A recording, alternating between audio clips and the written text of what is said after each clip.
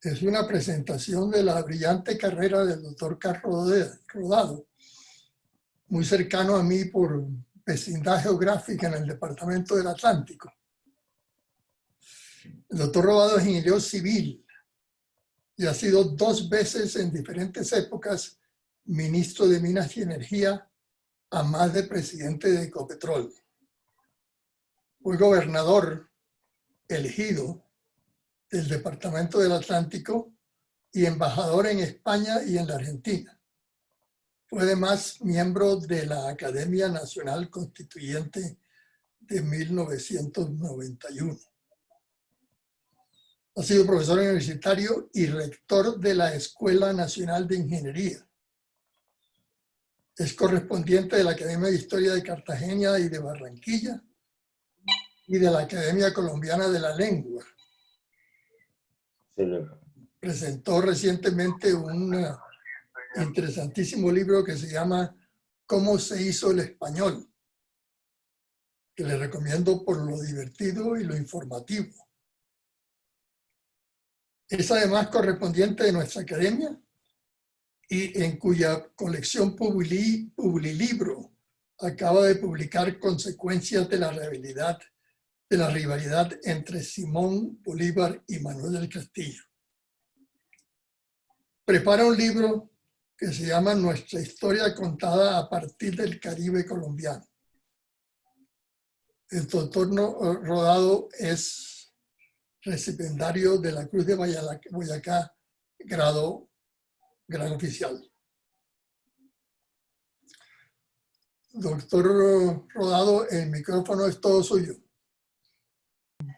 Bueno, en primer lugar, quiero agradecerle al señor presidente de la Academia Colombiana de Historia, don Rodolfo Segovia Salas, por la amable invitación que me ha hecho para que inicie este ciclo de conferencias del año 2021. Y bueno, agradecerle también las referencias con que ha hecho alusión a mi nombre. El título de la conferencia para el día de hoy es La batalla de Ciénaga, tan desconocida como decisiva para nuestra independencia. Después de la campaña libertadora de 1819, el gran desafío era la independencia de las 3 provincias del Caribe colombiano que estaban todavía en poder de los españoles: Riohacha, Santa Marta y Cartagena. Mientras estas provincias y sobre todo sus capitales no estuviesen controladas por los patriotas, la independencia de la República de Colombia no estaba garantizada. ¿Por qué?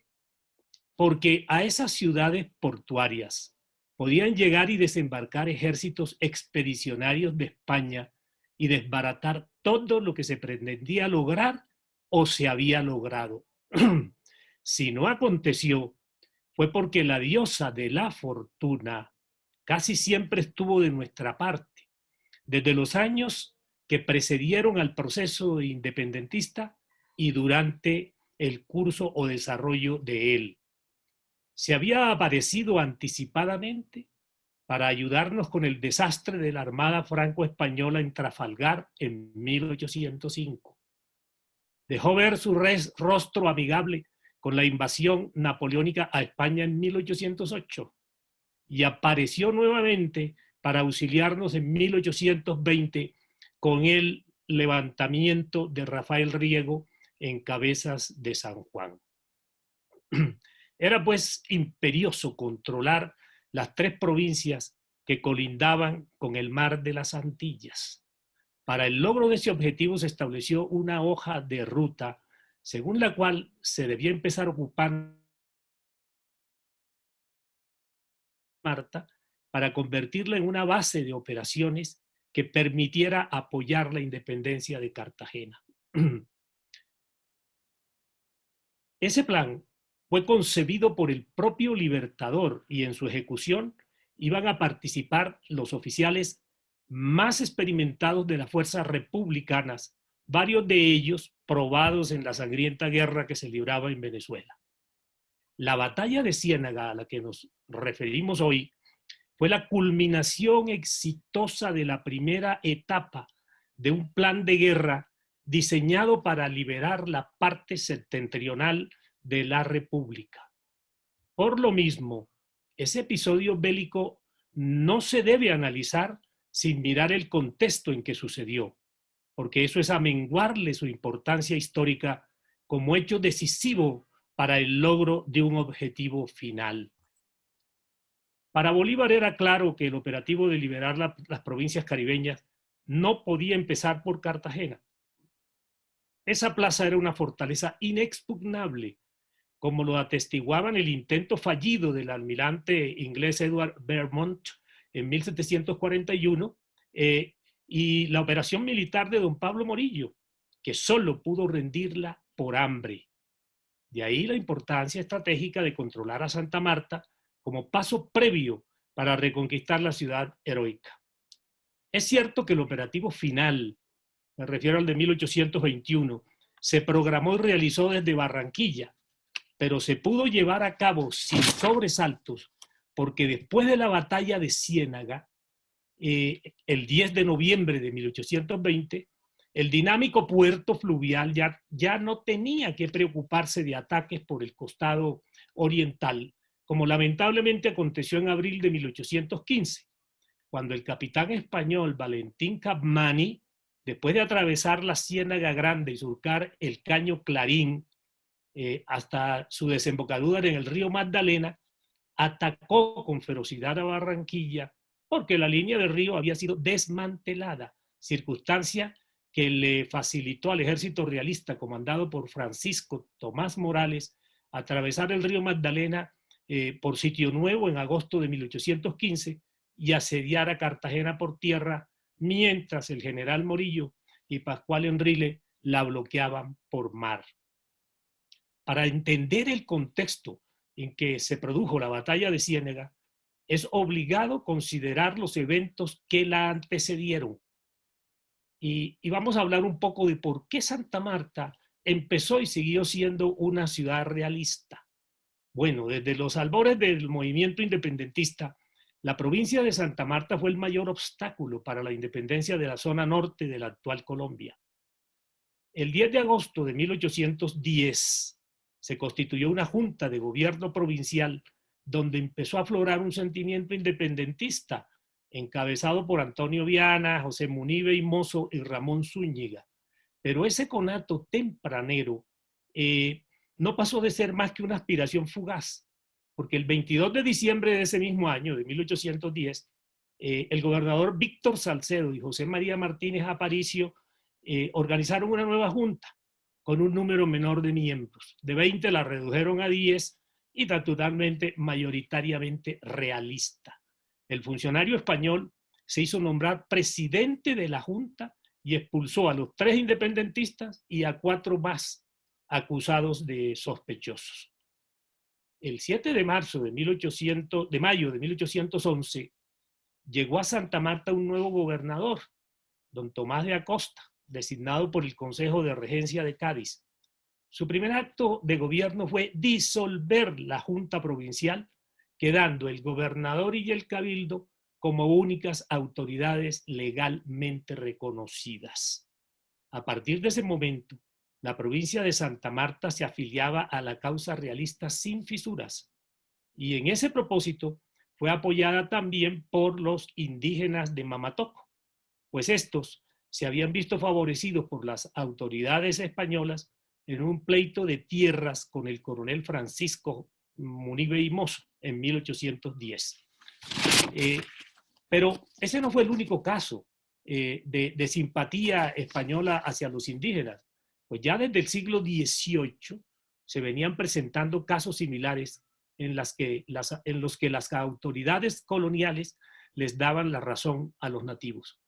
Estas decisiones fueron inclinando la voluntad de los aborígenes a favor de las autoridades coloniales, que les protegían sus derechos frecuentemente vulnerados por los ambiciosos terratenientes locales. Se fue generando así pues una confianza de los indígenas en el régimen español que hábilmente aprovechó ese sentimiento para incorporarlos como integrantes de las tropas que iban a enfrentar a los independentistas. El sentimiento realista o mejor regentista de los amarios se exacerbó cuando circularon rumores sobre la pretensión cartagenera de anexar la provincia de Santa Marta a su autoridad. Esa circunstancia generó entre sus gentes una amplia simpatía por el régimen español, al que se acogían para preservar sus fueros provinciales contra las ambiciones de sus vecinos. En 1812 llegaron a Santa Marta 300 soldados enviados por el Consejo de Regencia, además de refuerzos provenientes de Cuba. Con esos grupos armados lograron los amarios controlar la franja oriental del río Magdalena desde Sitio Nuevo hasta Puerto Real, que es más o menos lo que hoy es Gamarra. Cartagena quedaba entonces rodeada de provincias realistas, Santa Marta, Panamá y Cuba. Esta situación generó una alarma entre los cartageneros que ante el peligro que veían inminente, decidieron nombrar a Manuel Rodríguez Torices dictador de Cartagena. Pero como se ha dicho, con las crisis llegan también las oportunidades, y una de ellas se presentó cuando a finales de 1812 llegó un grupo de oficiales patriotas que habían huido de Venezuela después del descalabro de Puerto Cabello.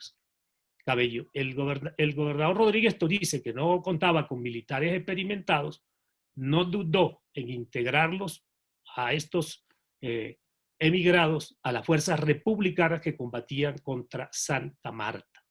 El refuerzo militar que recibió Santa Marta por un lado y Cartagena por el otro radicalizó el conflicto entre ellos. En diciembre de 1812, Pierre Labatut, un oficial francés que había llegado con los emigrados de Venezuela, recibió el encargo de controlar una franja del río Magdalena y con una flotilla de bongos artillados se apoderó de Sitio Nuevo, Guáimaro y Cerro de San Antonio. Yo tengo aquí unas diapositivas que de pronto nos permiten, agentes del Caribe conocemos un poco esa geografía, pero no todos. Estamos hablando, bueno, aquí se puede ver incluso la ciénaga, ¿no? Esto es importante porque aquí está Tasajera, aquí está Pueblo Viejo. Vamos a ponerle aquí amplitud, ¿no? Ahora sí, Tasajera, Pueblo Viejo, ¿no? Aquí antes de Pueblo Viejo está la barra, un boquete que hay para entrar de la Ciénaga Grande al mar, ¿no? Y más adelante está Ciénaga y por supuesto más arriba está Santa Marta. Esta es la Ciénaga Grande, aquí hay otra Ciénaga, ay Dios mío, otra Ciénaga que se llama, bueno, aquí este mapa también nos sirve, exactamente, ¿no? Bueno, un poco la geografía de la región donde se va a llevar a cabo pues la batalla de Ciénaga, y estábamos señalando, aquí queda Ciénaga, ¿no? Aquí queda Ciénaga, abajo queda Pueblo Viejo, bueno, y más arriba de Ciénaga, Santa Marta, decíamos. Ciénaga Grande, esta es una ciénaga de pajarales. Este caño de aguas negras, quiero que lo recuerden porque por ahí entró el ejército patriota, y aquí, este es el caño Clarín, por aquí fue por donde entró, ¿no? Valentín Capmany, en abril de 1815, y no solamente atacó, sino incendió a Barranquilla hasta los cimientos. Bueno, pero esta es otra cosa. Yo creo que esta fotografía es buena. Bueno, ahora no, a cambio, bueno, dejemos esa ahí. Este es un mapa que me pareció ilustrativo, pero prefiero el de blanco y negro, ¿no? Aquí muy bien. Y quiero mostrarles algunos municipios del Atlántico. Aquí está Barranquilla, aquí está Soledad, más abajo está Malambo, aquí está Sitio Nuevo, Palmar de Varela, bueno, y aquí aquí arriba de Palmar de Varela está por el lado del Atlántico Sabana Grande, y está otro municipio que se llama Santo Tomás, bueno, es importante porque por esta región penetraron los ejércitos patriotas, de manera que cuando uno hable de que por Sitio Nuevo entraron, es esta parte. Bueno, el objetivo, por supuesto, era llegar, ¿no?, acá a Pueblo Viejo y Ciénaga, y algunos, ¿no?, como José Padilla, tomaron esta vía del Caño Clarín para llegar a la Ciénaga Grande y finalmente, ¿no?, apoderarse de unas artillerías que estaban aquí colocadas, que tenían los realistas aquí en todo este sitio, y por supuesto ahí hacia arriba en Gaira, en el Morro, etcétera, también tenían una artillería los realistas. Nunca se habían podido tomar los patriotas la provincia de Santa Marta. Estamos en el año de 1820. Bueno, entonces estábamos diciendo que había llegado el señor Pierre Labatut entre los emigrados de Venezuela, y Pierre Labatut con unas embarcaciones menores que realmente eran unos bongos artillados, en cumplimiento de una misión que le había asignado el gobernador Manuel Rodríguez Torice, se tomó a Sitio Nuevo, se tomó un pueblo más abajo, que aquí no se ve, que se llama Guaymaro. Guaymaro es un pueblo que queda en el municipio de Salamina, un poco más abajo, no lo logramos ver ahí, más abajo queda Guaymaro, y se tomó también a San Antonio, o el Cerro de San Antonio, que queda mucho más abajo. O sea, Guaymaro queda entre San Antonio y entre San Antonio bueno, digamos, y Palmar de Varela, si uno quiere decirlo. Pero entonces él se tomó esos tres pueblos, y luego de tomárselos entró por los caños, entra a la Ciénaga Grande y se toma a Pueblo Viejo, y luego se toma a Pueblo Viejo, se lo toma el 1 de diciembre de 1813, y al día siguiente se toma a Ciénaga, es decir, el 2 de diciembre, y el 6 entró victorioso a Santa Marta. Es importante porque es la primera vez que los patriotas de Cartagena se toman, digamos, alguna ciudad o algún sector de la provincia de Cartagena. Pero el señor Pierre Labatut no era un hombre de comportamiento correcto, y en vez de comportarse, digamos, como un militar de alto rango, se comportaba como un pirata. Labatut consideraba que cada victoria era una conquista y sometía al pueblo, ¿no?, vencido a un proceso de depredación. No había pues atropello que no cometiera, y con Santa Marta hizo eso. Nosotros contamos este episodio aquí porque estamos hablando de qué acontecimientos van haciendo que la provincia de Santa Marta y los amarios, los catalanes que allá vivían en su mayoría, se fuesen poniendo contra la provincia de Cartagena. Cartagena pagaba el plato de las malas acciones que hacía este señor, que repito, más que un militar, era realmente un pirata, ¿no? Bueno, obviamente que esos atropellos iban a resultar, digamos, ¿no?, motivos para que la gente pues, de la provincia tuvieran un resquemor contra la provincia de Cartagena. Pero es que además, entre Cartagena y Santa Marta había también una rivalidad comercial, sobre todo una rivalidad comercial de los dos puertos, ¿sí?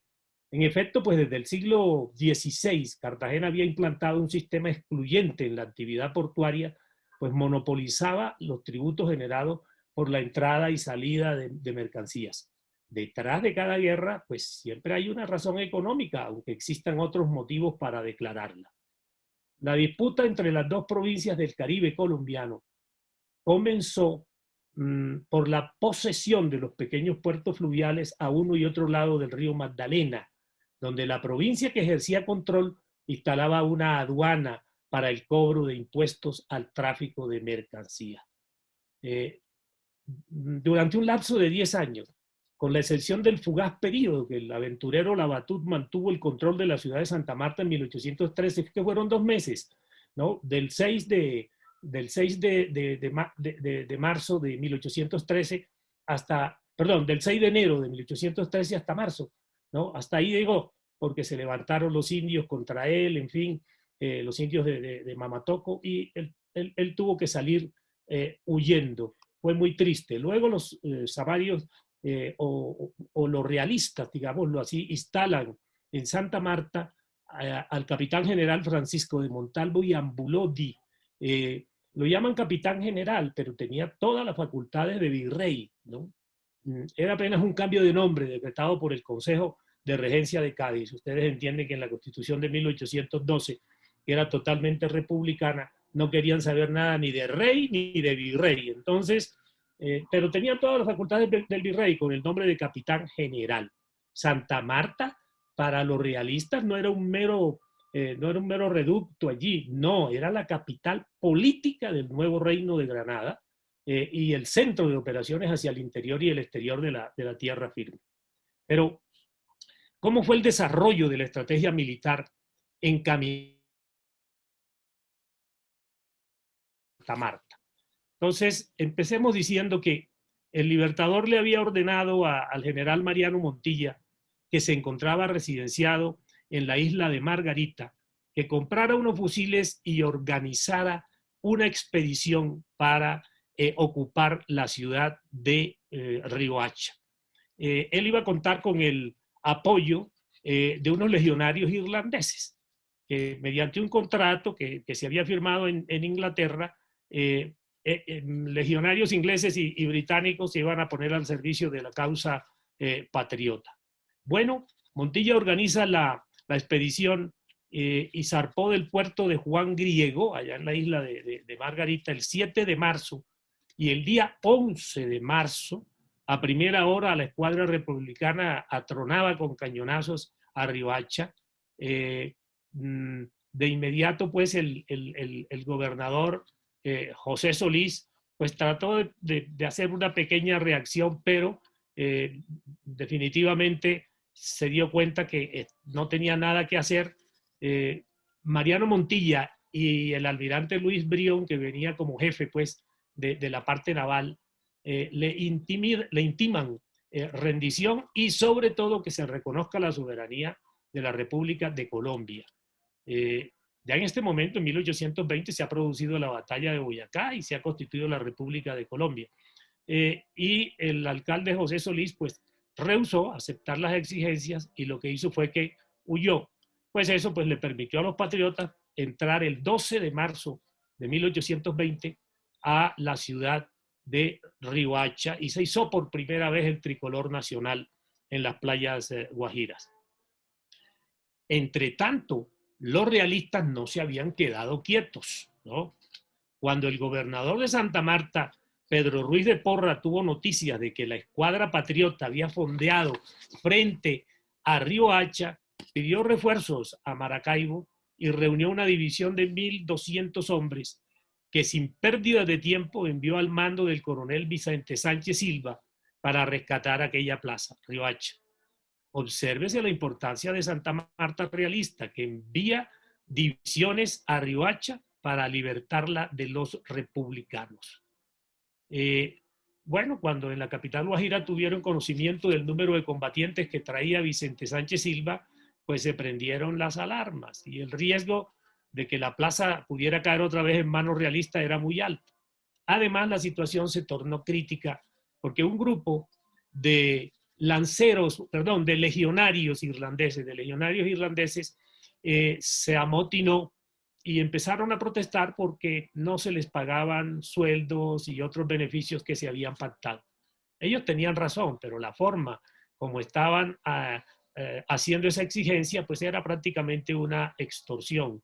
Estaban aprovechando un momento de peligro de la ciudad de Riohacha y de los patriotas, que estaba siendo amenazada por este coronel español que traía 1.200 hombres. Era un ejército, pues, grandísimo. Bueno, y para abreviar, voy a decirles lo siguiente. Finalmente todos se aprestan a la defensa de Riohacha, incluidos los amotinados, porque se dieron cuenta que su vida también estaba en peligro si los españoles se tomaban la ciudad. y los españoles fueron vencidos en las inmediaciones de Riohacha, en los alrededores de la Laguna Salada. Una carga de artillería del coronel Montilla los aturdió, no esperaban nunca ese atronador impacto de artillería y huyeron a a unas sabanas que se llaman Sabanas del Patrón. Allá los persiguieron los patriotas, hubo una batalla de 1 hora más y después de 1 hora de combate, Sánchez Silva resuelve huir hacia Santa Marta, hacia el sur. Y bueno, es un triunfo de los patriotas. Pero ¿qué pasa? Una vez fueron repelidos los realistas, empezaron otra vez los irlandeses con su espíritu revoltoso, los que estaban amotinados y estaban protestando. No había manera de calmarlos, pedían que no los enviaran a la colonia británica más cercana, que era pues Jamaica, y se les dijo que sí, que se calmaran un rato, que ya se estaban haciendo gestiones. Montilla realmente estaba tratando de hacer gestiones a ver cómo solucionaba el problema, pero esta gente se desesperó, salió de sus cuarteles, empezaron a entrar a las casas, quitar las pequeñas pertenencias que tenía la gente y el licor que encontraron, embriagaron, se emborracharon y quemaron la ciudad de Riohacha. Fue pues un hecho pues terrible para la causa patriota. No todos los legionarios irlandeses se sublevaron. Los que estaban bajo el mando del coronel Francisco Burdett O'Connor, eran los lanceros irlandeses, no se sublevaron, de manera que estos siguieron apoyando la causa patriótica. Bueno, después de esos vandálicos hechos en Riohacha, la ciudad quedó destruida y desolada, de manera que esa circunstancia obligaba a los patriotas a abandonar ese puerto. Hasta ese momento, los resultados no habían sido muy favorables para las huestes patriotas. En Santa Marta todo había sido realmente derrota, incluso unas derrotas tremendas como la que hubo en Papare, al norte de Ciénaga, donde la proporción de muertos fue de 60-1, 300 muertos patriotas, fundamentalmente del ejército independentista de Cartagena, y ellos tuvieron solamente 6, es decir, una proporción, ¿no?, verdaderamente desastrosa, lamentable. Bueno, ahora la expedición estaba en Riohacha, y entonces, como la ciudad estaba destruida, Moreano Montillo le comunica, ¿no?, a sus oficiales de confianza, y entre ellos estaba don Pedro Gual, que venía ahí como, ¿no?, acompañando a la expedición, y les dice: hombre, vamos a navegar hacia Sotavento y hacerle la guerra a los españoles en la costa, esperando que venga un refuerzo del interior de la República. Obviamente ese refuerzo tenía que venir después de la batalla de Boyacá. Pero en ese momento, José Padilla, que era un buen conocedor de la costa atlántica, dijo: hombre, ¿y por qué no vamos y nos tomamos el fuerte de Sabanilla? Sabanilla en ese momento era el puerto de Barranquilla, y allí los españoles tenían instalados unos cañones, con los cuales pues ahí no se podía acercar ninguna embarcación que no fuera española, y ellos monopolizaban el comercio, los españoles, en ese momento. Entonces Montilla propone que los patriotas se tomen ese fortín de San Antonio, así se llama, la colinita se llama San Antonio, y ahí en esa colina estaban instalados unos cañones. Bueno, la expedición sale, la de Montilla, rumbo pues a Sotavento. Cuando van pasando por Santa Marta, piensan si atacan o no a la ciudad. La verdad es que venían 150 infantes criollos y 60 legionarios irlandeses. Una tropa de ese tamaño, de 210, era frágil, y se dieron cuenta que no podían atacar a Santa Marta, máxime teniendo pues las experiencias de desastres anteriores en relación con esa ciudad y esa provincia. Entonces resuelven seguir mucho más, ¿no?, hacia la desembocadura del río Magdalena, buscando llegar al fortín de San Antonio, o mejor, a la ensenada de Sabanilla.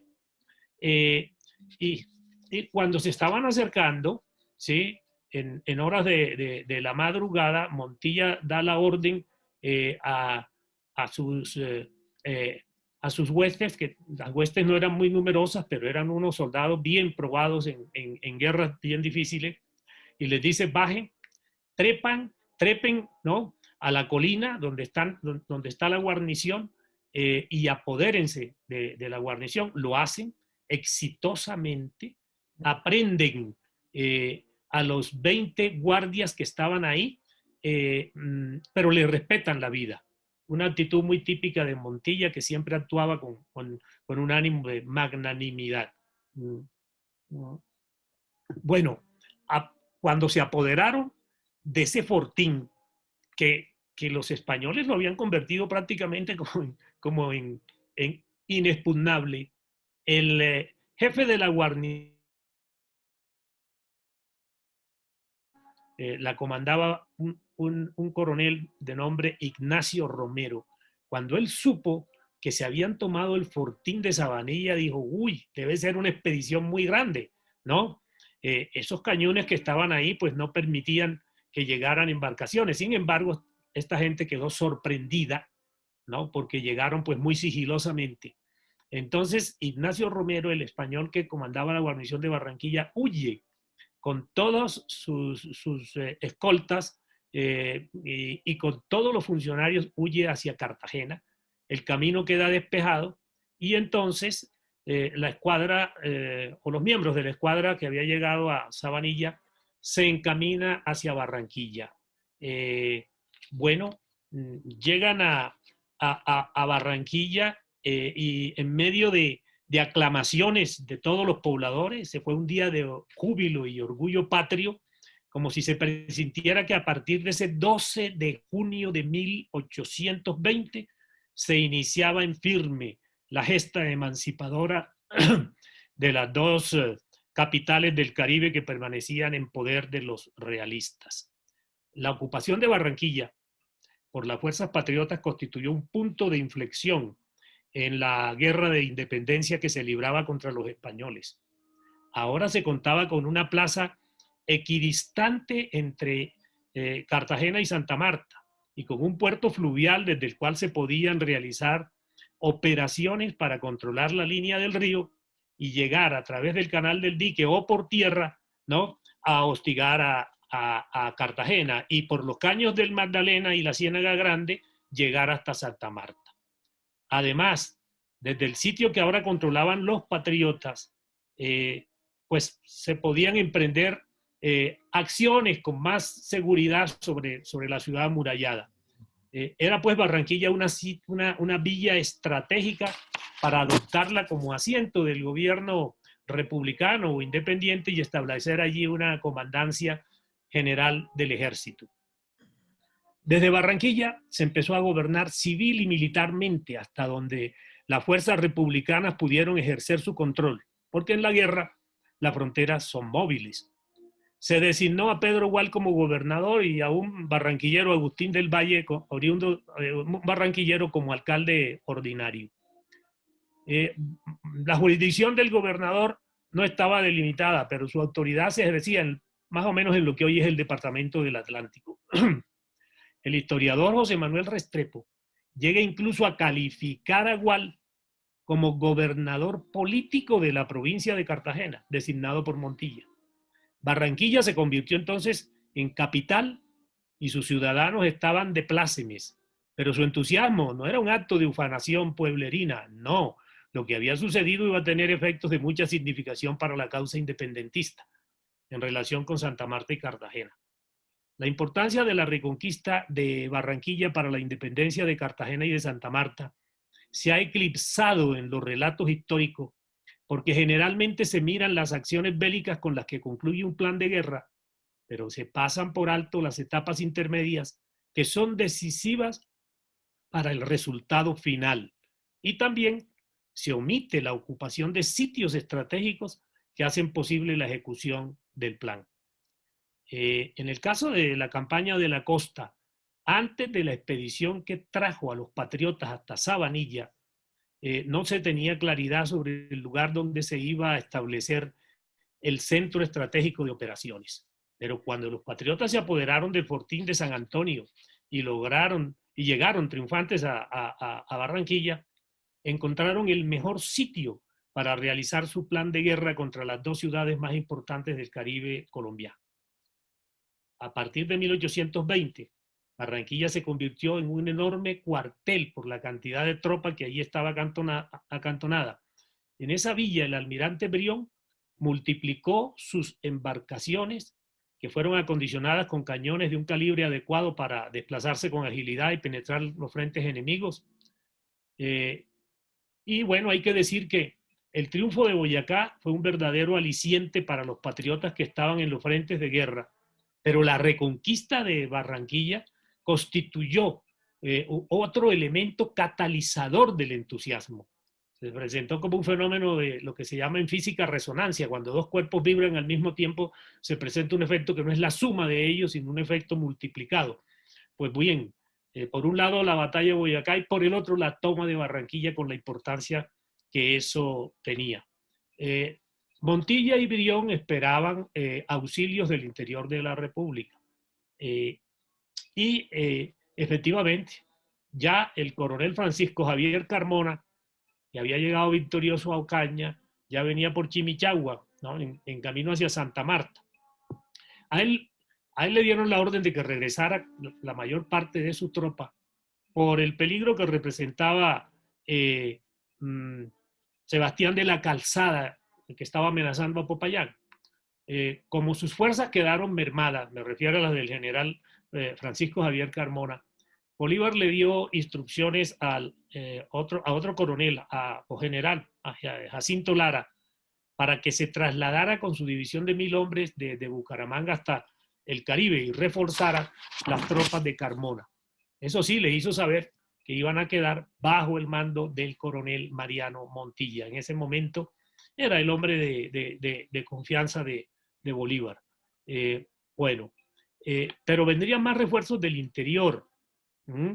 El teniente José María Córdoba, que estaba en Antioquia, fue comisionado por el vicepresidente Santander para que se dirigiera con unos 300 hombres hacia el sur de la provincia de Cartagena, con el fin de llamar la atención de los españoles y obligarlos a dividir fuerza. Bueno, aquí voy a hacer un resumen. Esto está contado a nivel de detalles, como muchas otras cosas más, en el texto que le dejo a la Academia Colombiana de Historia. Pero aquí simplemente voy a decir que Córdoba pues arranca desde allá de Antioquia, toma el río Nechí, toma luego el Cauca, llega a la depresión Momposina, se toma a Magangué primero y se toma después a Mompox. Y estando en Mompox, bueno, recibe la noticia de que Barranquilla se la habían tomado los patriotas y eso pues lo embarga de alegría y le da pues mucho ánimo. Y estando en Mompox, llega también el coronel Maza, que también había sido enviado como refuerzo desde el interior. Entonces, estos dos coroneles, Córdoba y Maza, planifican ir río abajo y tomarse a Tenerife. Tenerife era, yo diría que la plaza quizá militarmente más importante que tenían los españoles en el río. Por esa guarnición que estaba allí, donde había más de 200 hombres, pues bloqueaban cualquier cosa que fuera del interior a la costa o viceversa. De manera que tomarse a Tenerife era de las cosas bien importantes para esta campaña de la independencia del Caribe colombiano. Y efectivamente se hace una operación de mucha audacia en la que Maza llega primero a la población de Tenerife, detrás de él venía Córdoba, así lo habían convenido, y bueno, la verdad es que esa toma de Tenerife y lo que Maza logró es una acción de guerra verdaderamente destacada. Sin embargo, pues Maza cometió un acto horripilante y fue que degolló a 200 españoles, ¿no? Y por eso Bolívar nunca le dio mucha trascendencia a esa batalla, y por lo mismo, pues, a Maza pues no lo tenía, pues, pero bueno, de todas maneras había tomado a Tenerife y eso ya permitió despejar la línea del río. Voy a hacer aquí, digamos, un... Maza y Córdoba se enfilan luego hacia Barranquilla. Ya prácticamente ahí de Tenerife hacia abajo todo estaba despejado, y llegan a Barranquilla pues como héroes, y en Barranquilla pues obviamente pues los aclaman a ambos, etcétera, ¿no? Y más importante es que Bolívar anuncia que va a llegar a Barranquilla. Barranquilla pues estaba convocando en ese momento, o congregaba una constelación de militares que por lo realizado o por lo que iban a realizar, ocuparían páginas importantes o puestos de honor en la historia de Colombia. Montilla, Brión, Padilla, Gual, Oco. El único que faltaba allí era el héroe de Boyacá, investido ahora como presidente de Colombia. Y efectivamente Bolívar había programado llegar a Barranquilla. Bueno, el desfile hay que decir el desfile, ¿no? De Bolívar por el río Magdalena, es decir, ese viaje de él por el río Magdalena, donde va parando y lo van aclamando en todos los pueblos. Y bueno, y finalmente llega a Barranquilla. Esto, repito, en el texto se describe a nivel de detalle.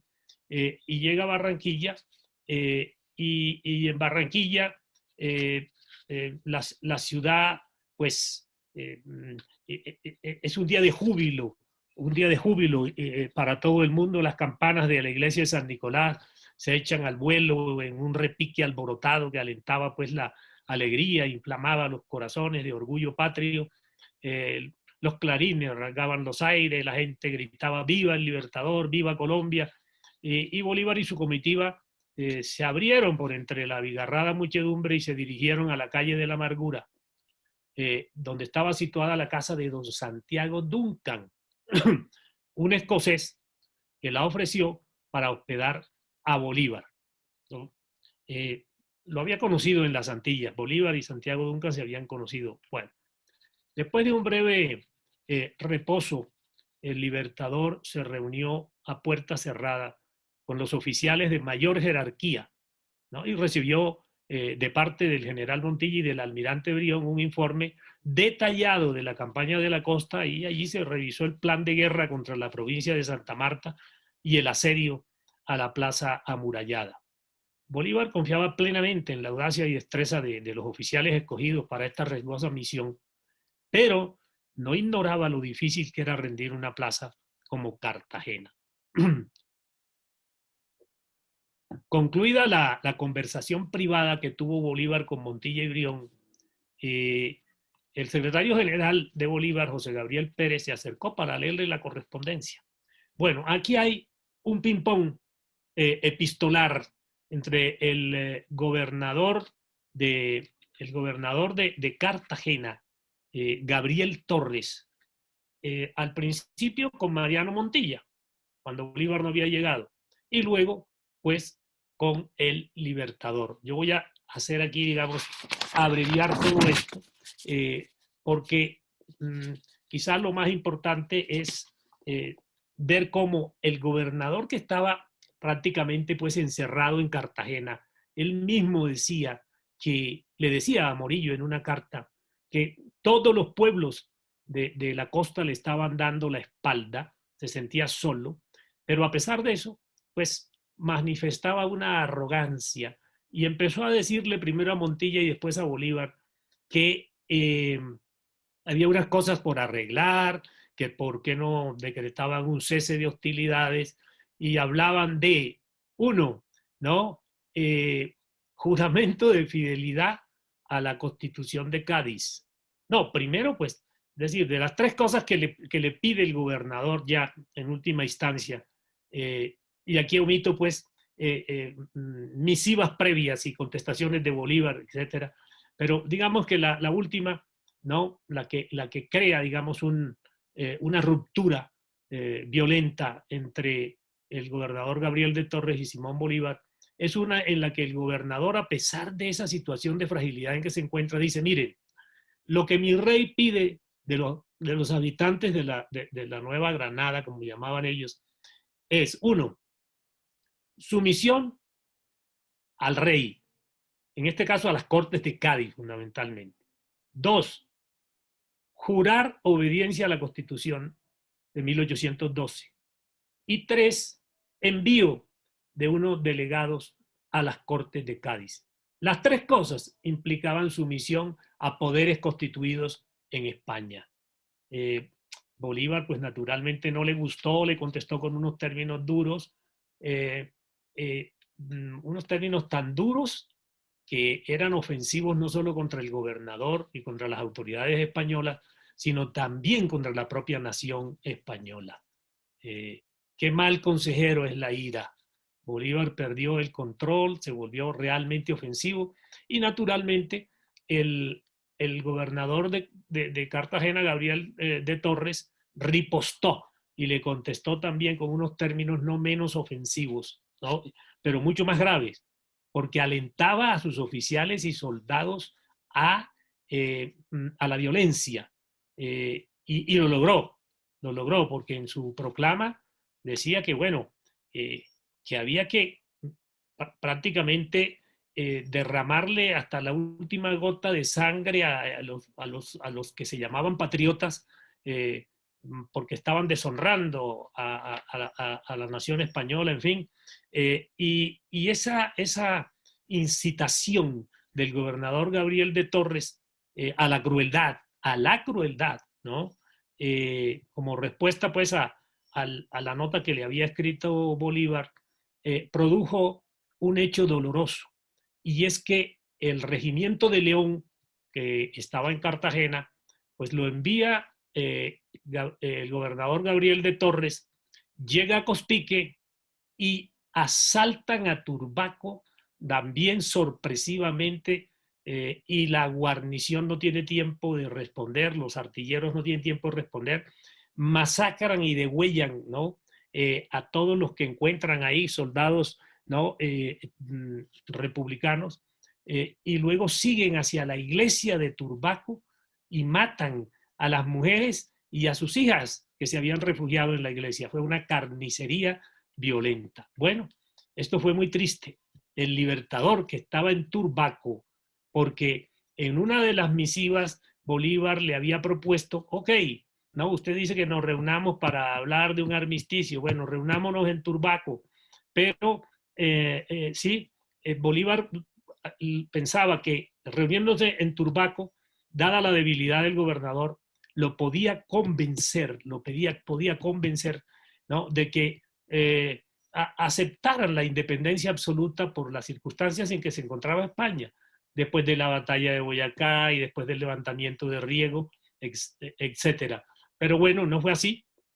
El gobernador Gabriel de Torres fue muy arrogante, de manera que esto creó una situación pues mucho más tensa.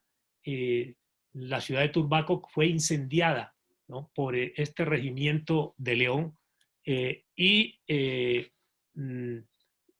Bolívar se salvó porque 2 días antes había salido. No era la primera vez que Bolívar se le escapaba a la muerte, ¿no? Ni iba a ser la última. Y Bolívar era un experto pues en huir o en saber huir, pero en este caso no fue huida, sino que afortunadamente, ¿no? La diosa de la fortuna, pues hace que el libertador, que seguramente pues la diosa de la fortuna lo tenía reservado para otras empresas también grandes, pues no permitió que cayera esa noche en Turbaco. Bueno, el asalto de Turbaco atrasa el plan de ocupación a la provincia de Santa Marta, que es el último capítulo de esta primera parte, ¿no? Del plan de guerra. En Barranquilla, Mariano Montilla, que era el comandante en jefe de todas las operaciones militares que se estaban desarrollando en la costa, Mariano Montilla designa finalmente, fue Bolívar quien primero designó a Jacinto Lara como comandante de la expedición que iba a la provincia. Mariano Montilla quería tomar ese liderazgo de irse hacia Santa Marta. Le dice al Libertador que no lo prive de ese honor de ir a tomarse a Santa Marta, a la provincia de Santa Marta. Bolívar le dice, no, usted quédese, ¿no? Yo necesito para el asedio a Cartagena un hombre que tenga sus calidades, ¿no? Es que Mariano Montilla había trabajado en los cuerpos del rey Carlos IV en España, era un militar probado en batallas, ¿no?, de fondo y batallas sangrientas en Venezuela, y además conocía Cartagena como el que nadie, porque él fue jefe militar, era el jefe, finalmente fue jefe militar de Cartagena cuando llegó don Pablo Moricho. Entonces te reunía todas las calidades para ser realmente no solamente el comandante en jefe, sino que él estuviera a cargo del asedio a Cartagena, de manera que no podía irse para Santa Marta. Entonces aquí hay un relevo de Jacinto Lara, que había sido designado a Santa Marta, y es reemplazado por José María Carreño, otro militar venezolano, ¿no? Lara también lo era, y estos eran militares pues de mucha experiencia. Entonces, José María Carreño es el encargado ahora de invadir la provincia, ¿no?, de Santa Marta, y él, con un ejército más o menos de 2.000 hombres. Ahora este ejército está bien armado, está bien dotado, digámoslo así, porque en Barranquilla se construyeron embarcaciones, la gente con el entusiasmo que tenían, pues contribuían a construir embarcaciones en Soledad, en Sabana Grande, en Santo Tomás, de manera que el almirante Brión contaba ahora con una escuadra más numerosa de bombos artillados, con los cuales pues podía hacer realmente ataques por mar a la provincia de Santa Marta. Y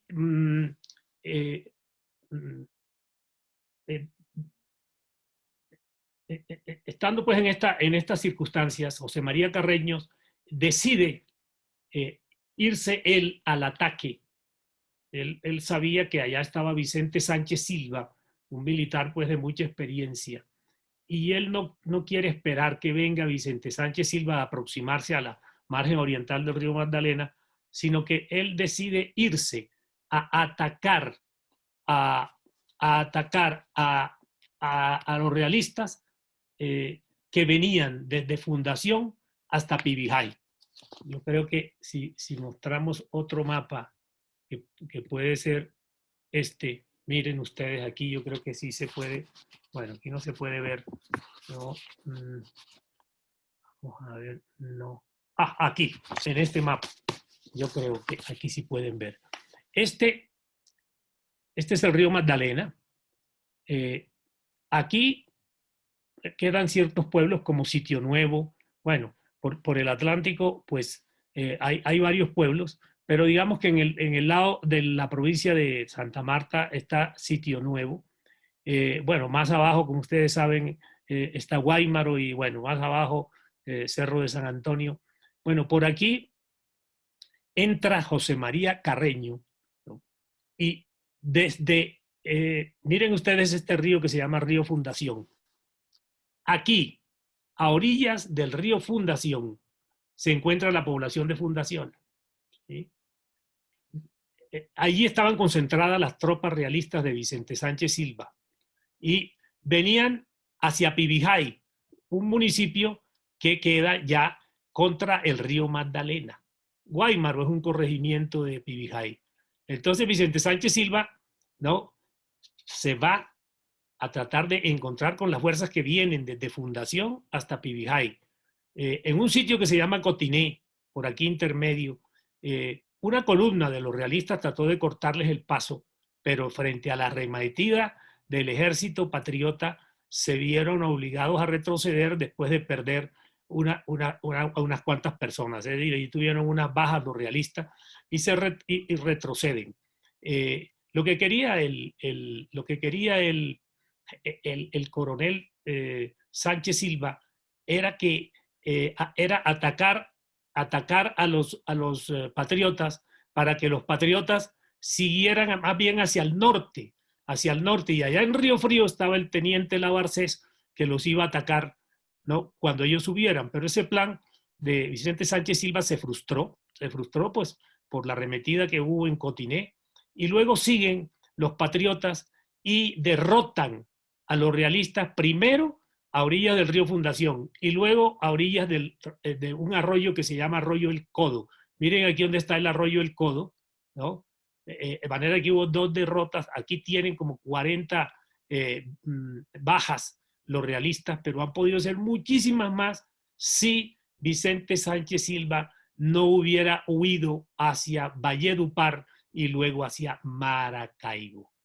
La huida de Vicente Sánchez Silva, un oficial español experimentado, realmente era un mal augurio para la fuerza realista. Perdían al militar más experimentado que tenían para enfrentar a los patriotas. El otro militar experimentado que tenían era el propio gobernador que estaba en Santa Marta, que era Pedro Ruiz de Porras, pero como gobernador no podía estar en el frente de batalla. De manera que Vicente Sánchez Silva huye, ¿no? Y pierden realmente a ese jefe tan importante. En Ciénaga quedaba Esteban Díaz, que era otro español importante. Pero bueno, aquí para simplificar, ¿no? Carreño toma la ruta del norte, llegan al Río Frío, pero primero llega la vanguardia de Carreño. El ejército de Carreño era un ejército de prácticamente 2.000 hombres y había por lo menos unos 100 o 200 jinetes. Y al llegar aquí, al Río Frío, se encuentran con que el teniente Labarcés estaba apostado a la otra orilla del cauce, y desde allá, desde una albarrada, empezó a disparar cañonazos, y los patriotas tuvieron varias bajas que cayeron en los playones del Río Frío, ¿no? Pero ¿no?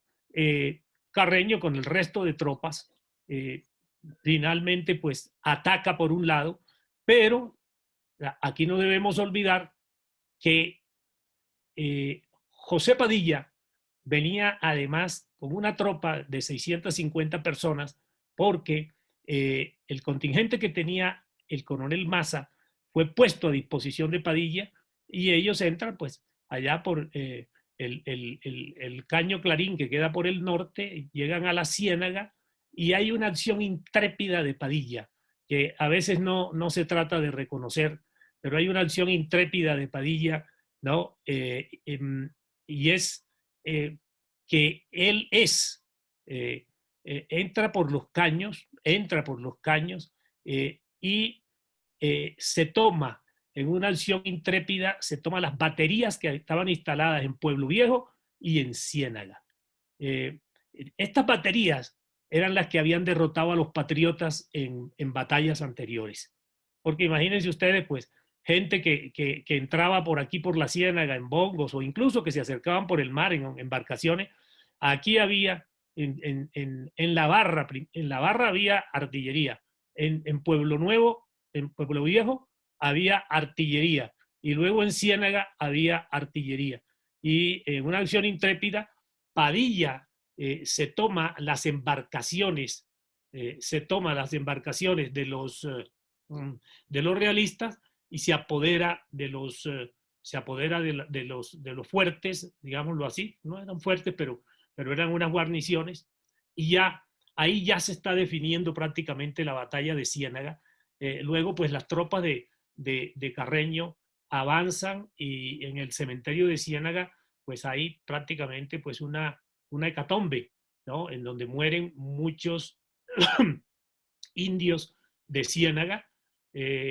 Los patriotas ganan esta batalla de Ciénaga, y al día siguiente entran victoriosos a Santa Marta. Luego, a los 2 o 3 días, Montilla, que estaba en Barranquilla, llegó a organizar con don Pedro Gual la administración de Santa Marta. Hay unas cosas que de pronto las dejo como para el final, para debate o controversia, o lo que se quiera, y es que algunas personas han tratado, uno, de quitarle significación a esta batalla, que es tan importante porque por primera vez los patriotas, los independentistas, digámoslo así, se toman no solamente a Santa Marta, sino a la ciudad, a toda la provincia de Santa Marta. Y lógicamente, controlada Santa Marta y habiendo controlado y ocupado a Barranquilla, ya la independencia de Cartagena quedaba mucho más viable desde el punto de vista de un operativo militar. Ya prácticamente pues el poder realista de Cartagena era una especie de vela desfalleciente que muy pronto se iba a apagar, y efectivamente, ¿no? Aquí ya omito todo esto. En un libro pues de historia al que hizo alusión don Rodolfo Segovia, cuento en detalle cómo fue pues la toma de Cartagena por parte de los patriotas, y entraron victoriosos el 10 de octubre de 1821.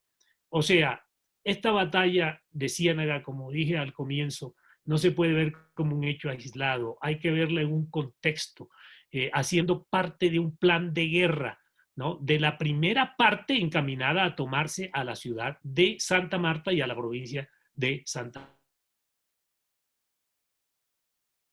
El asedio y toma de Cartagena. Asedio porque no había otra forma de rendir a Cartagena, sino asediarla y rendirla por hambre. Yo llego hasta aquí. Mil gracias por la paciencia que ustedes han tenido. No sé, espero que no haya ninguna interrupción.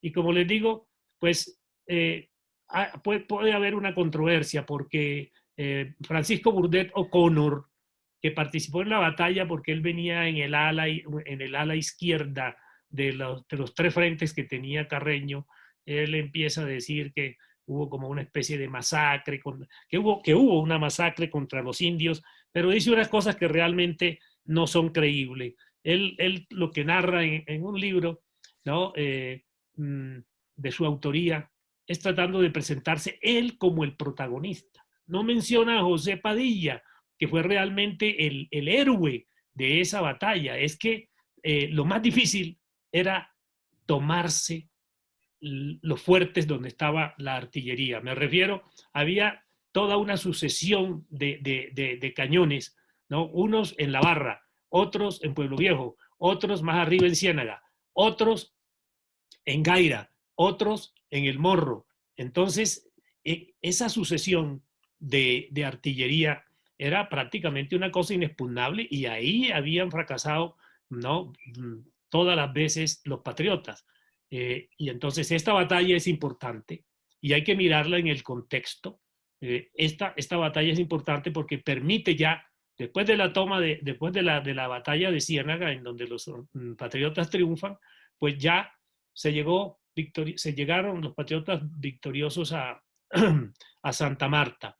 Se empieza a organizar desde allí el gobierno, y ahora desde Barranquilla se programa el asedio final a la ciudad de Cartagena. Esta es la manera, pues, como se fue logrando la independencia de las 3 provincias, ¿no? del Caribe colombiano. Riohacha, se empieza con la toma de Riohacha, se sigue con la toma del Fortín, ¿no? de Sabanilla, la ocupación de Barranquilla, todo lo que es la operación desde Barranquilla y el fortalecimiento del ejército patriota, y luego la ocupación de la provincia de Santa Marta, pero especialmente pues batallando en Ciénaga y tomándose finalmente ni siquiera tomándose a la capital. Cuando el gobernador Pedro Ruiz de Porras, que estaba en Santa Marta, supo de los desastres que había habido en Pueblo Viejo y Ciénaga, pues tomó las de Villadiego y se fue para Chagres, allá, ¿no? en Panamá. Siempre tenían un recurso, digamos, porque las provincias realistas actuaban en mucha connivencia y se apoyaban unas a otras. Hasta aquí dejo, y pues cualquier inquietud, ¿no? Pues la abordamos y la tratamos enseguida con la venia del señor presidente.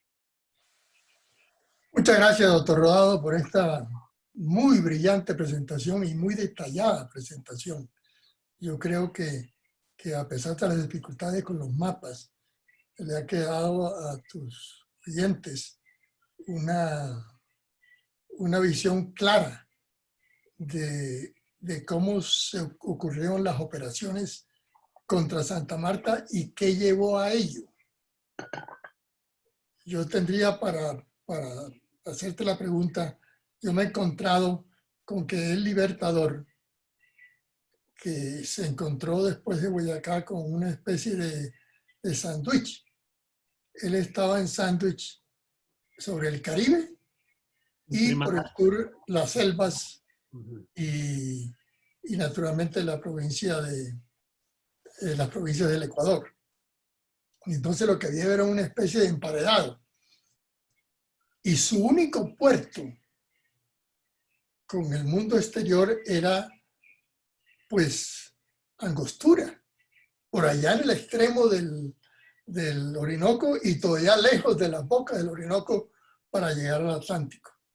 Entonces sus suministros, que tenían que ver con todos los materiales de guerra que necesitaban para sus campañas hacia el sur y obviamente hacia la costa caribe, tenían que hacer una vuelta enorme. Las compras que se hacían llegaban a Angostura y de ahí se repartían a los ejércitos patriotas. Imagínense ustedes eso. Era de vital importancia hacerse a un puerto en el Caribe para continuar las operaciones. Para hacer las operaciones eficazmente. El Libertador, y eso está completamente demostrado en su correspondencia, tuvo siempre, porque él era venezolano y primero era la libertad de Venezuela, todavía en ese momento, y tuvo que su objetivo era Maracaibo. Él quería que ese puerto en el Caribe fuera Maracaibo.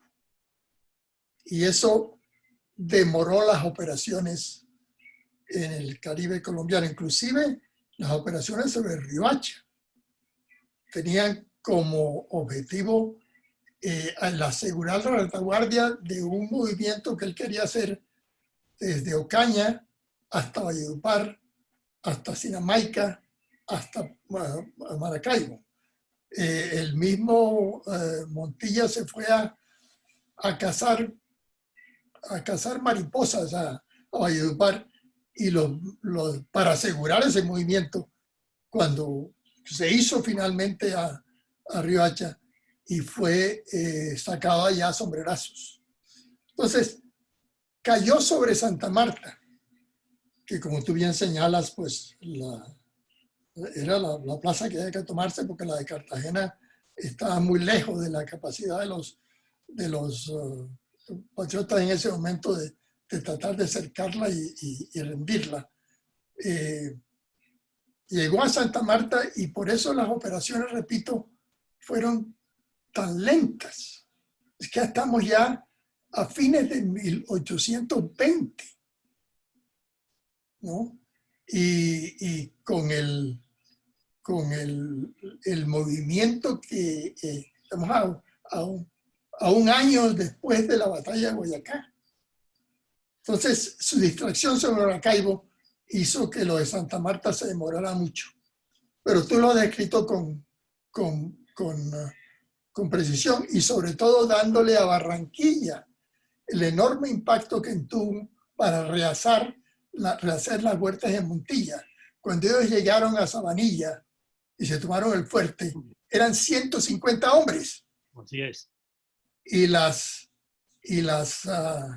embarcaciones que habían salido de Riohacha después de 3 meses fondeadas estaban deshechas.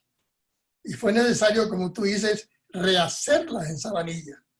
Y lograron tener, efectivamente, tú lo señalaste, ¿no?, un ejército mucho más importante que el que había llegado a Santa Marta, a Riohacha.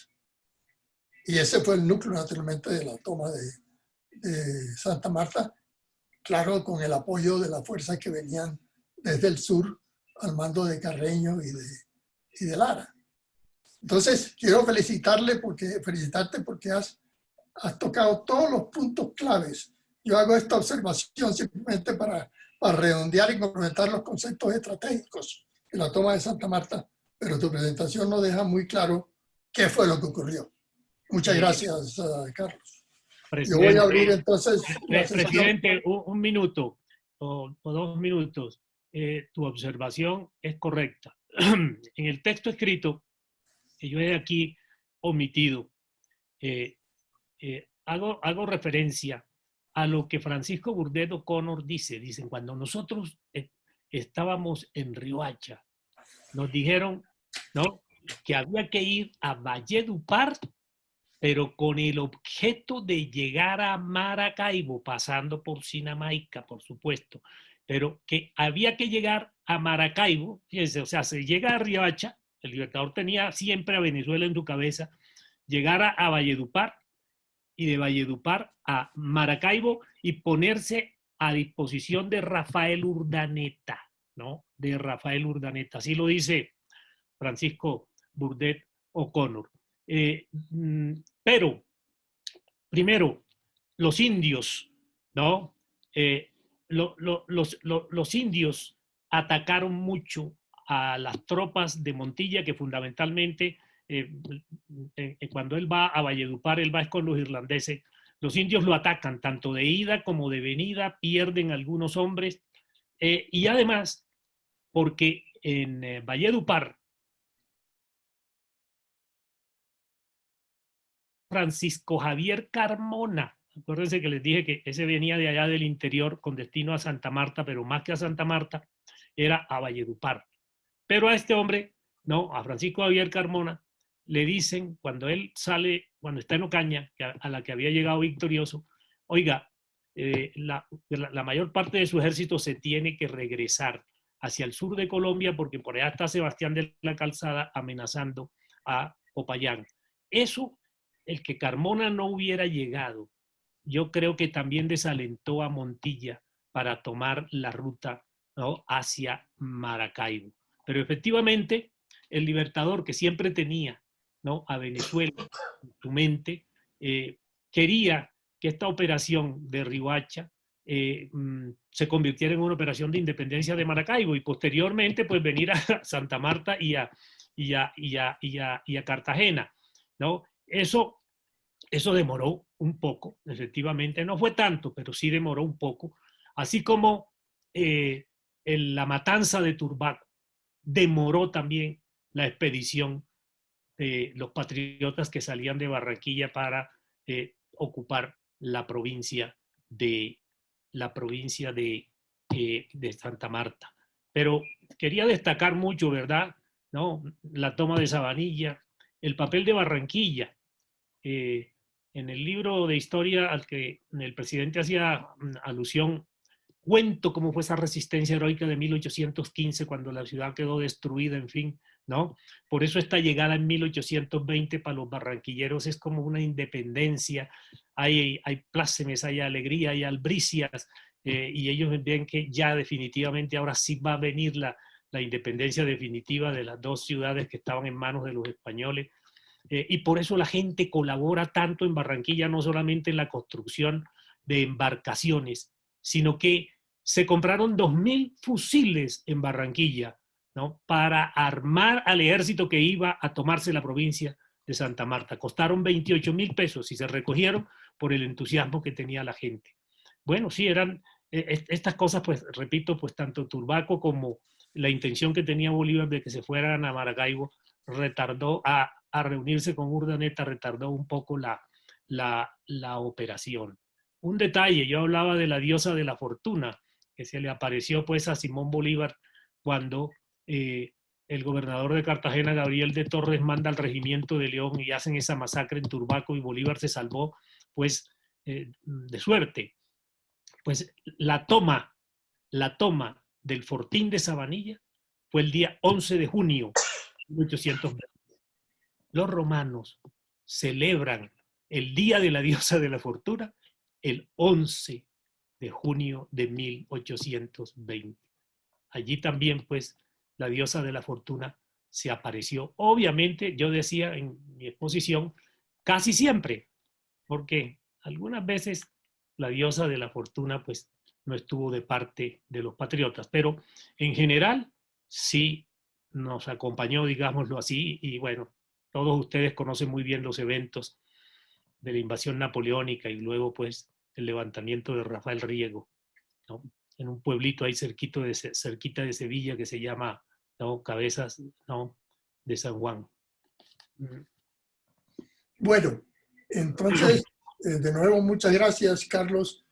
Yo quisiera preguntar si hay alguna otra intervención, alguna palabras, alguna pregunta que puedan tener los señores académicos. Por favor, si alguien desea pedir la palabra, deje una nota en el chat. Santiago, yo tengo una pregunta para Carlos.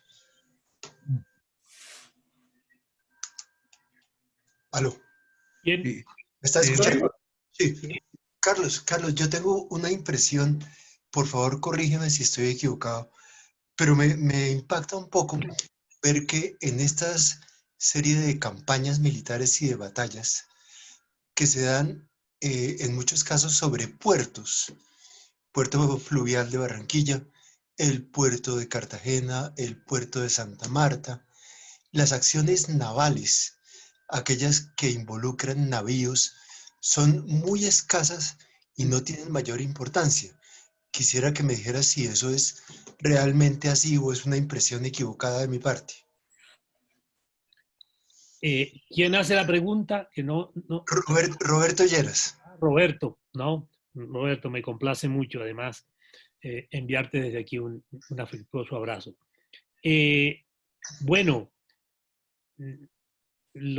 las batallas navales, por ejemplo, en Maracaibo, las embarcaciones, pues jugaron un papel muy, muy importante. Lo que pasa es que el ejército patriota obviamente no tenía embarcaciones de esa envergadura de los españoles, ¿no? Porque los españoles, aún después de haber visto disminuir su armada por todos los fracasos que tuvieron, y que no es del caso mencionar aquí, pues realmente pues las embarcaciones mayores y mayores, ¿no?, el Santísima Trinidad, ¿no?, el San Pedro Alcántara, etcétera, bueno, tuvieron desastres y no llegaron. Pero en relación con la anotación que haces, pues la verdad es que independientemente de que viniesen navíos con un número de cañones, etcétera, la expedición podía llegar, y yo lo digo en el texto escrito, no solamente a las ciudades capitales, dos de las cuales tenían unas bahías muy abrigadas, Santa Marta y Cartagena, sino que podían llegar a cualquier ensenada de la costa Caribe, ¿no?, de una de estas provincias. Efectivamente, el doctor Rodolfo Segovia narra esto muy bien en el libro sobre los 106 días del asedio a Cartagena. La expedición de Morillo fue por la ensenada, llegó por una ensenada, ¿no?, al norte de Cartagena, de tal manera que en cualquier ensenada podían desembarcar las tropas y estar ya en el territorio pues de la tierra firme. Y por eso decía yo que estratégicamente el no tener el control de estas tres provincias ponía en riesgo la independencia que parcialmente se había conseguido con la victoria en Boyacá. Roberto, yo creo que para complementar lo que dice muy acertadamente Carlos, efectivamente las guerras de independencia de la libertad, para la libertad de la Gran Colombia y del sur, fueron guerras de infantería. los barcos servían para transportar tropas.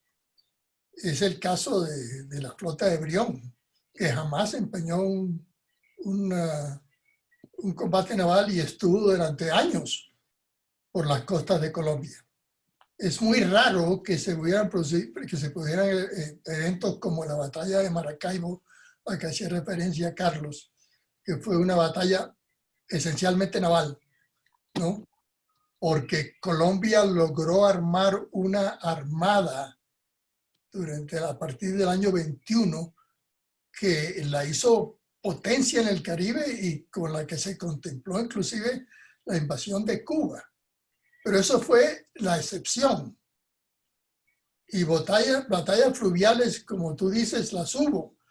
Una de ellas hace referencia ahora a Carlos, ¿no? Que es la batalla de Tenerife, la sangrienta batalla de Tenerife del coronel Maza. Y el coronel Maza efectivamente asaltó las embarcaciones que tenían fondeados los realistas y las destruyó. Y esa fue una batalla naval, porque Córdoba, que debía llegar por el otro lado del pueblo de Tenerife, nunca alcanzó a llegar. Así que quien ganó la batalla fue Hermógenes Maza y la hizo navalmente. Pero esas eran las excepciones. Presidente, señor presidente. Sí, señor secretario. Gracias, señor presidente. Por el teléfono interno me ha llamado el general Ibáñez. Usted preguntó por alguna otra fecha para las conmemoraciones del presente año. Entonces, es para que usted le dé la palabra, si es tan gentil, al general Roberto Ibáñez. Bueno, me gustaría primero cerrar el capítulo con Carlos, con nuestros agradecimientos, si es que no hay ninguna otra pregunta para él. Eduardo Durán pide la palabra, Rodolfo. ¿Aló? ¿Me oyen? Sí. Perfecto, Eduardo. Gracias, señor presidente. Yo quiero felicitar de manera muy especial al doctor Carlos Rodado Noriega por esa magnífica conferencia que nos ha dado hoy, en donde efectivamente nos permite tener una visión muy importante de lo que fue esa campaña libertadora en los territorios de la costa atlántica. Y yo creo que su conferencia nos puede servir de base para pensar en un proyecto ahora que estamos conmemorando el bicentenario de la independencia, en el sentido en que se pueda editar un libro sobre la independencia vista desde las regiones con estos puntos de vista, porque es importante que no solamente esa historia se cuente desde Bogotá, sino también tener en cuenta las regiones. Respecto a esta campaña,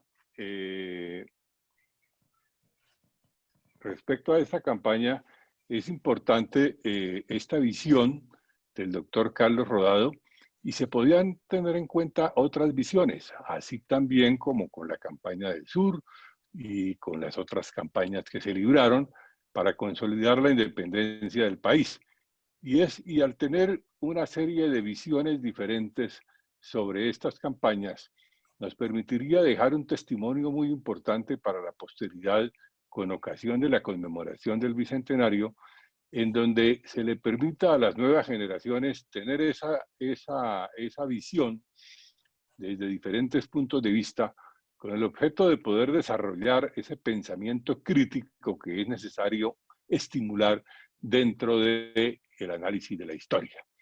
Entonces, quiero felicitar al doctor Carlos Rodado y quiero dejar esta inquietud, señor presidente, dentro de estos proyectos que usted vaya a desarrollar hacia el futuro, para que de pronto se dé cabida a una iniciativa de esta naturaleza que sin duda sería un testimonio importante que dejaría la conmemoración del Bicentenario de la Independencia. Muchas gracias, señor presidente.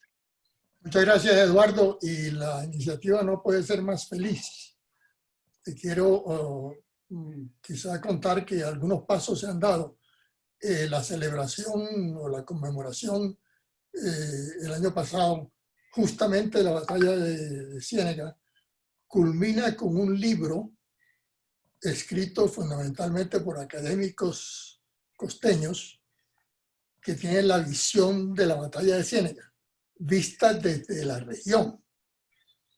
Igual queremos hacer con el gran seminario para el 10 de octubre de este año, con motivo de la capitulación de Cartagena. Y es la visión de la campaña de Cartagena, que quiere decir en el fondo la campaña de toda la costa del Caribe desde la región. Muchas gracias. ¿Alguien más? ¿Orestes? ¿Orestes? Micrófono para Orestes.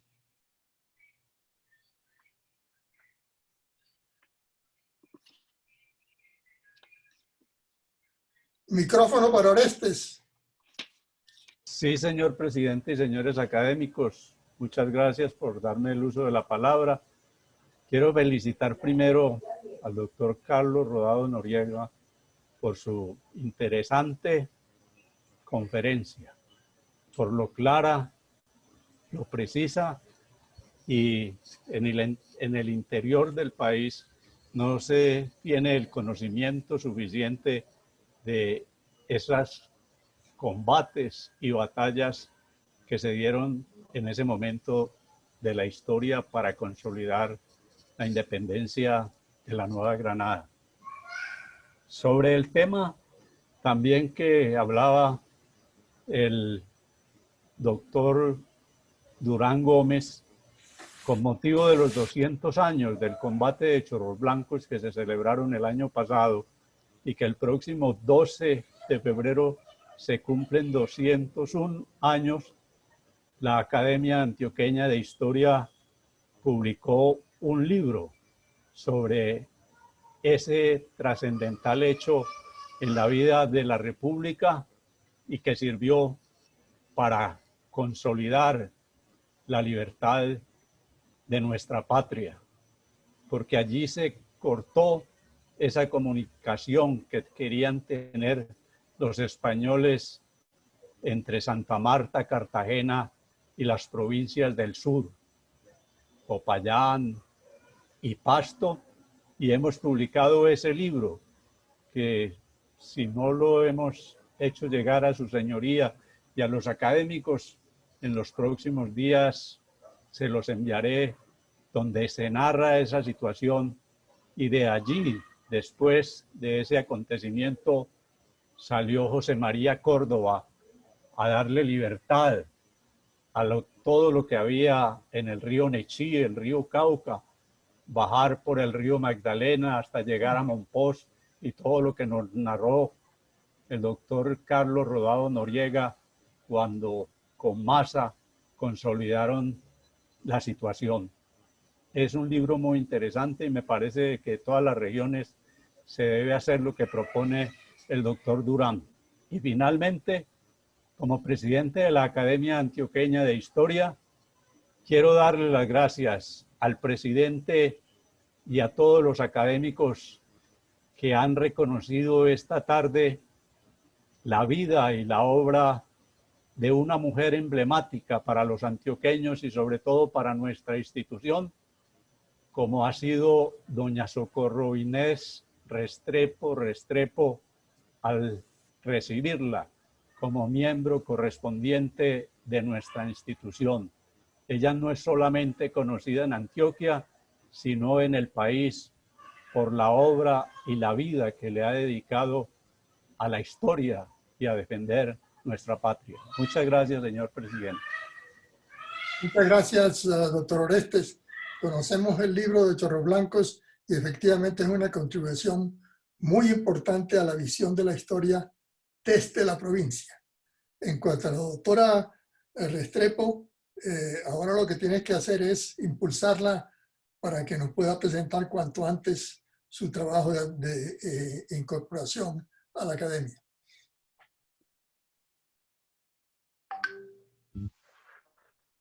Señor presidente, pido la palabra. Doctor Cardona. Sí, señor presidente. Capitán Cardona. Gracias, sí. Gracias, señores académicos. Buenas noches, doctor Rodado. Muy buena su presentación. Buenas noches, Nosotros, profesora. ¿me copian? Sí, perfecto. Perfectamente. Bueno. Nosotros tenemos una maestría en Historia Militar que la estamos sacando adelante y tenemos unos diplomados y nos interesaría mucho en este momento. Estamos manejando corrientes historiográficas y 4 grandes áreas. Manejamos historia de la historia operacional. La historia porque es el análisis de las batallas desde el punto de vista táctico, operacional y estratégico.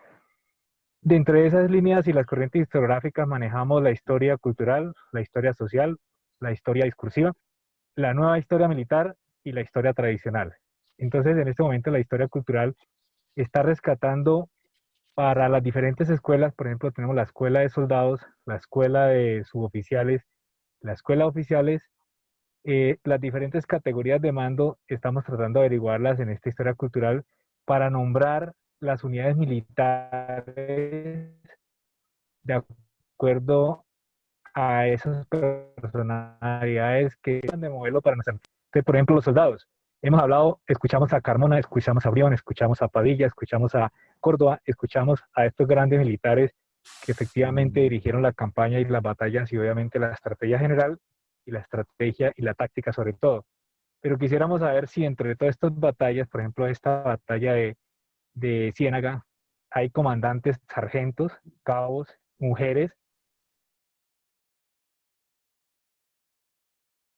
dignificar, visibilizar y nombrar algunas unidades militares. Entonces, quisiéramos saber si podemos encontrar esta información en algunas fuentes que usted maneja para poderlas, digamos, emplear en nuestra maestría, en nuestros diplomados que estamos utilizando en la parte militar. Muchas gracias. Ahí el doctor Viloria, ¿no? Que es gerente del Banco de la República en Santa Marta, es de las personas que más ha investigado sobre este tema de la provincia de Santa Marta cuando fue realista y cuando fue republicana. Y él, en uno de sus múltiples escritos, dice que se trató de hacer un inventario de los, no solamente de los oficiales, sino de otros, digamos, de otros rangos militares, de tipo de categorías, sargento, etcétera. Pero parece que fue muy difícil rastrear nombres y creo que solo lograron encontrar, ¿no? Como 52 o 40 o 50 nombres, ¿no? de militares que participaron no solamente con el rango de coroneles, sino también con un rango inferior, pero con jerarquía de mando, ¿no? Sargento, cabo, etcétera. Pero parece que el escrutinio que se ha hecho no ha sido, digamos, como muy numeroso, no porque no hubiesen participado, sino porque generalmente los registros históricos a veces desaparecen. Esa es una de las cosas pues más lamentables. Después de una batalla, pues generalmente, ¿no? La gente, los que ganan, pues se embriagan con la victoria y los que quedan derrotados pues no quieren saber, de manera que, pero sí es importante y yo creo que se debe destacar no solamente a los militares que tienen un rango, una jerarquía, también los soldados, los infantes, que en el fondo son los que, ¿no? Hacen la guerra y hacen la pelea. Yo creo que eso hay que tratar de destacarlo y es una deficiencia que tiene no solo la historia de Colombia, sino la historia universal. Es decir, la historia universal simplemente simplifica y habla pues del triunfo de Napoleón, y habla del triunfo de Alejandro Magno, y habla de los triunfos de Bolívar, pero no de los que realmente, ¿no? Combatieron y batallaron para que ese general pudiera usufructuar la victoria, ¿no? y recibir todos los honores.